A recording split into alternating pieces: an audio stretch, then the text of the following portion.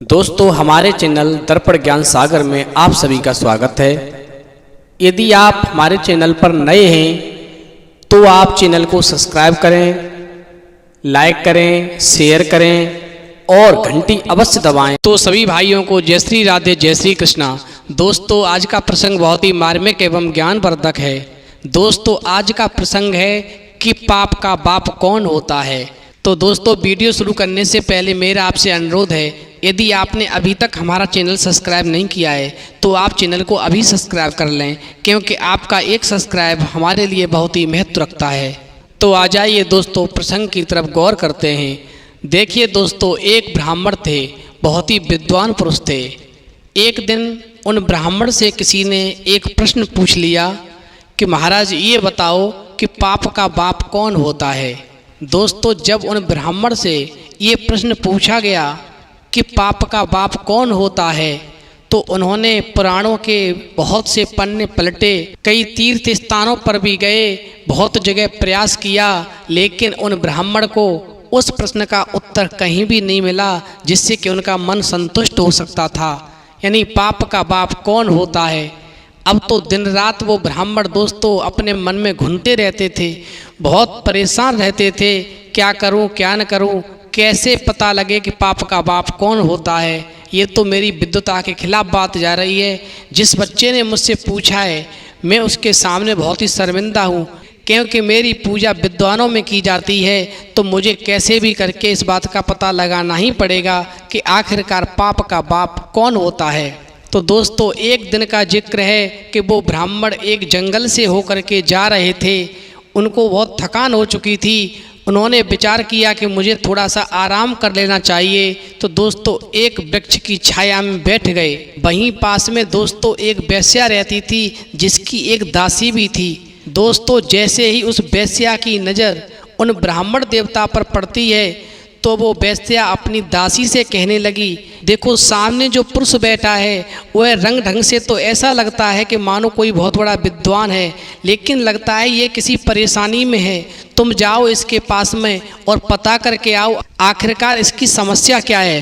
दोस्तों जैसे ही उस वेश्या की दासी उस ब्राह्मण के पास पहुंची तो प्रणाम करके कहने लगी, लगता है महाराज आप किसी चिंता में ग्रस्त हैं। यदि आप अपनी समस्या हमें बताएं तो हो सकता है कि हम आपकी किसी समस्या का समाधान कर सकें। दोस्तों दासी की बात सुन करके वो ब्राह्मण कहने लगे, न तो मुझे कोई रोग है और न तो मुझे किसी धन की आवश्यकता है, मुझे किसी विद्वान पुरुष की आवश्यकता है, वही मेरी समस्या का समाधान कर सकता है।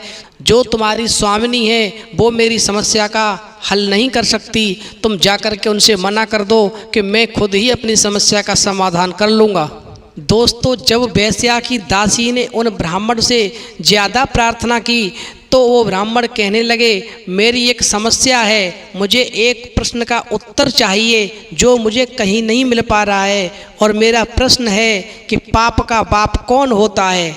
दोस्तों जैसे ही वो दासी वेश्या के पास गई और वेश्या से कहा कि पाप का बाप कौन होता है, इन ब्राह्मण को बहुत बड़ी समस्या है, किसी ने इनसे ये प्रश्न पूछ लिया है और ये उसका उत्तर नहीं दे पा रहे हैं, इसलिए ये जगह जगह भटकते घूम रहे हैं। दोस्तों दासी की बात सुन करके वो वेश्या कहने लगी, जाओ ब्राह्मण देव से कह देना कि ये तो प्रश्न बहुत सरल है, इसका उत्तर मैं उनको हाल दे दूंगी, लेकिन इस प्रश्न का उत्तर जानने के लिए उन्हें कुछ दिन मेरे यहाँ पर रुकना पड़ेगा। दोस्तों जब वेश्या की दासी ने वापस जा कर के ये सारी बात ब्राह्मण को बताई कि हमारी स्वामिनी आपके प्रश्न का उत्तर दे देंगी, उन्होंने कह दिया है कि ये तो बहुत सरल प्रश्न है। उन्होंने कहा है कि ये प्रश्न तो बहुत ही सरल है, लेकिन इसके लिए आपको यहाँ पर कुछ देर रुकना पड़ेगा।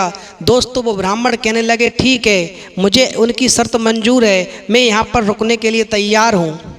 दोस्तों उस वेश्या ने उन ब्राह्मण को रहने का अलग स्थान दे दिया, पूजा पाठ करने की सारी वहाँ व्यवस्था कर दी।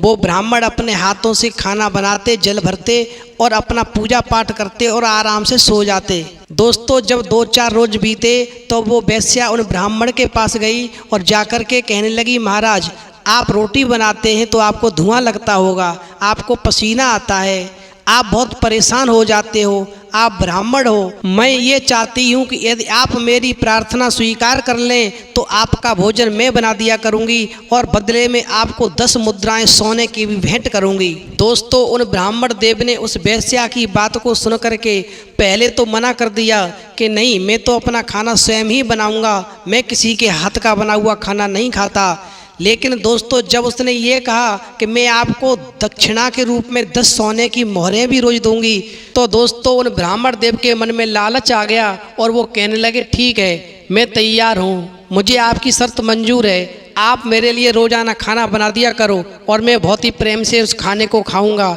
और मन में सोचने लगे, चलो कोई बात नहीं है, थोड़ा बहुत पाप लगेगा तो कुछ नहीं है, बाद में प्रायश्चित कर लूँगा, कम से कम 10 सोने की मोहरें तो मुझे रोजाना मिलेंगी। दोस्तों, जैसे ही सुबह होता है तो उस वेश्या ने स्नान क्रिया आदि से निवृत्त होकर के उन ब्राह्मण देव के लिए सुंदर से भोजन बनाए और एक सुंदर से थाल में सजा करके जैसे ही उन ब्राह्मण देव के पास पहुंची तो कहने लगी, महाराज लीजिए, आप भोजन ग्रहण कीजिए।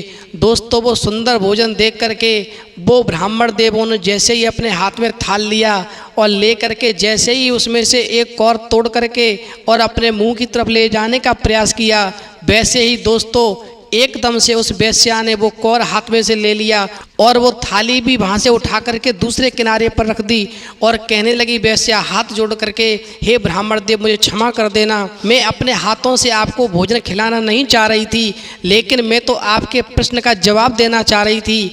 आपका प्रश्न था कि पाप का बाप कौन होता है, तो पाप का बाप ये लोभ ही होता है जिसकी खातिर आप एक वेश्या के हाथ का भोजन बना हुआ खाने को तैयार हो गए। मैंने केवल आपसे इतना ही कह दिया कि मैं आपको रोजाना 10 सोने की मोहरें दूंगी, क्योंकि मैं इतना बड़ा पाप कभी नहीं करूंगी। आपकी बरसों की तपस्या है और आप थोड़े से लोभ के चक्कर में और मेरे हाथों का बनाया हुआ भोजन आप खाने को तैयार हो गए।